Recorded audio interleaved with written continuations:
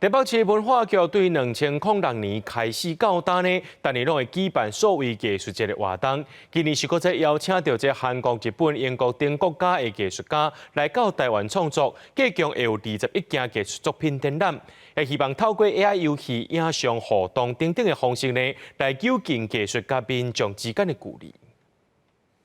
如果他回答我不知道，那就然后我们又对，然后我们又有猜出来，就是我们。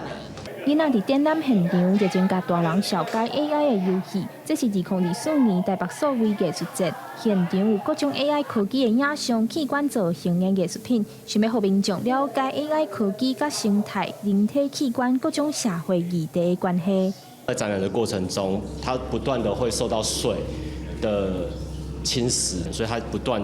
的会随着时间的推移，然后改变它的形状。艺术家在现场分享家己的作品，是对人的身体出发，用石膏做材料，透过水的流动，作品也会有变化。设展人也表示，伊嘛有去教育现场推广，另外嘛希望透过艺术节的各种活动，让民众同齐来认捌所谓艺术。基本上讲科技啊，是所谓的活动，